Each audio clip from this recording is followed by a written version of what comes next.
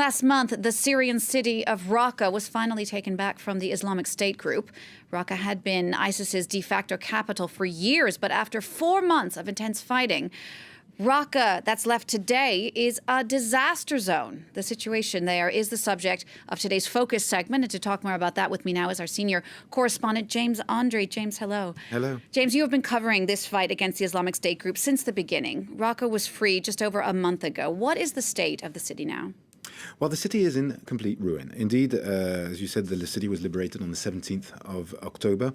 It was the result of a 4-month fight with on-the-ground forces, which are called the Syrian Democratic Forces, which are composed mainly of YPG fighters. So they are a Kurdish militia that's installed in the northeastern part of Syria and control all that area known to them as Rojava, which they hope will get a measure of independence in the outcome of the civil war in Syria. And they've allied with some local Arab fighters to form the Syrian Democratic Forces. They are backed by the United States and by the international coalition, who did a lot of who striked many times on the city of Raqqa to help them move forward during this battle. And the result is indeed that the city has been retaken, but it is completely deserted. It is completely destroyed. And we were there just a few days ago, and we went in with some of the first residents to come back and discover their city. So that's what this story is about. And as you will see, they were quite surprised at what they found. James, stay with us. We'll talk more about that in just a minute. But first, let's take a look at that report on those people of Raqqa who just want to go home. A small number of Raqqa residents are returning to the less destroyed outskirts of the city. Everyone here has suffered in the battle. Ayat has lost her entire family in a coalition strike. Today, she returns to the scene for the first time.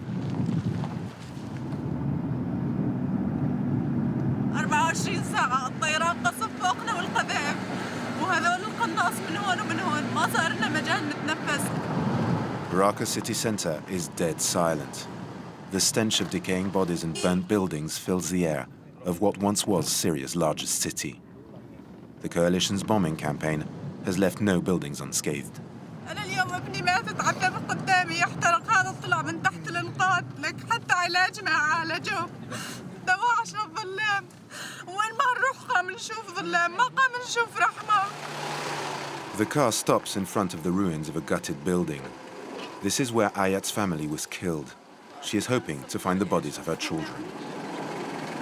بعد ما احترق قلبي أشوفه.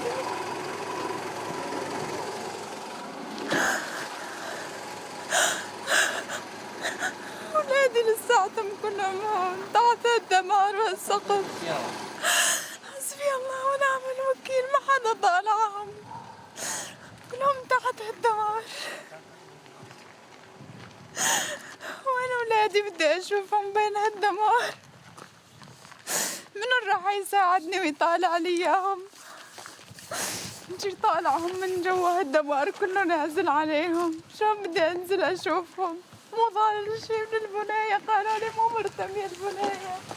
هاي البناية اللي ضربت بينا وروحت لي أولادي وأهلي واليوم أنا أسعى بين الكرات كلهم والمكانات كلها بس بدي حدا يساعدني ما حدا يفوتني طالع لي الجثث ما حدا قام يساعدني اليوم أنا مروحة أرواح أغلبها عندي جثث أولادي وجوزي وأمي وأختي وبنت أختي عائلتي كلها راحت أهلي.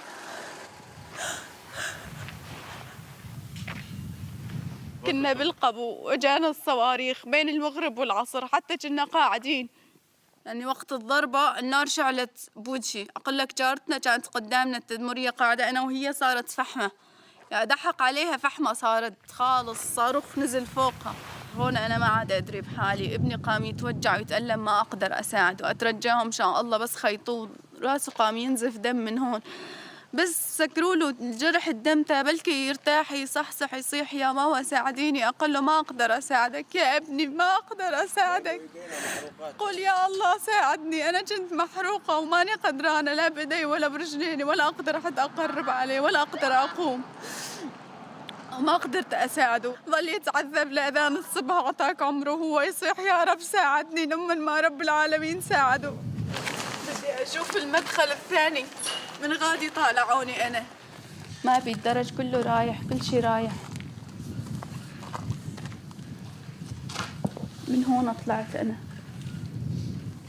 أنا اليوم أقلهم مشان الهاي بدهم مصاري حق التركسات يشيل الركام على الأولاد يعني فوق ما موتوهم بدهم حق مصاري منين أجيب لكم مصاري اللي يقدر يجيب الصاروخ ويحرق أرواح ويقتل أرواح أطفال أبرياء ما لهم ذنب ما يقدر يعجز عن مال وين الحرب اللي صارت مشان الشعب والحرية وين الحرية بس تنشيل عن روسنا ها هي الحرية اللي يدورونها نحن ما بدنا هاي الحرية بدنا نحافظ على أرواح أولادنا بدنا نرتاح بالنا بدنا نعيشهم بأمان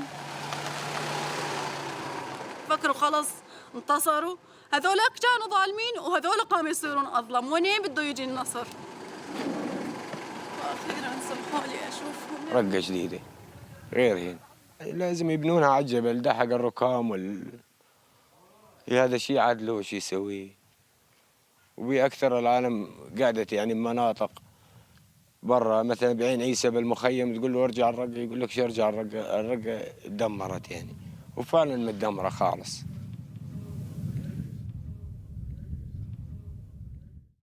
That report there on the situation in Raqqa today by France 24 senior correspondent James Andre, who joins me now on the set. James, it's just so devastating watching that story and hearing that mother who lost so many members of her family in this fight to free Raqqa from the Islamic State group. A victory, yes, a military victory, but it does feel anything like a victory when you think about it.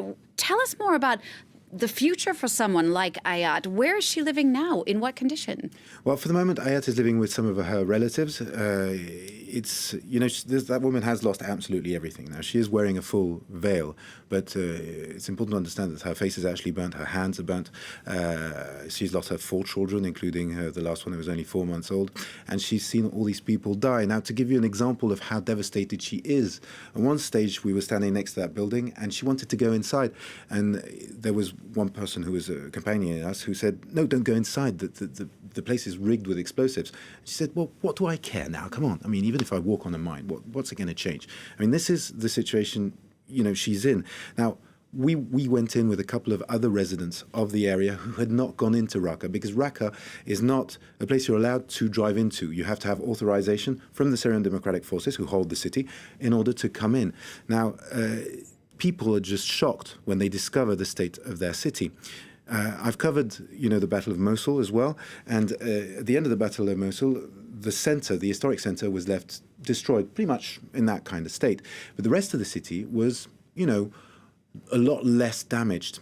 This is complete wreckage on the scale of a complete city that had 300,000 inhabitants. So it is something which is rather shocking. And what does happen is that people go in. Now, people are pleased to have got rid of the Islamic State group. They've lived for 4 years, some of them, under the very strict rule, and they say that these people were crazy, that it was extremely difficult to live under their rule. But on the other hand, when they discover their city, they go, "What, did we really have to destroy it to this extent?" People have a tough job understanding that why it was necessary to destroy the city, to put it into that state, because the fact of the matter is no one is going to live there for years, probably decades before it's rebuilt. Maybe it'll take very, very long time to demine it, for starters. James, what more do we know about the extent of the civilian casualties in Raqqa? This one woman had lost 8 people in her immediate family. Exactly. And when we were there, she said she saw 50 people die there. Now, the official figure actually was given today, as far as the airstrikes are concerned, by the coalition, the US-led coalition, and they say that over the course of the entire war against ISIS, beginning October 1914 to October 2017,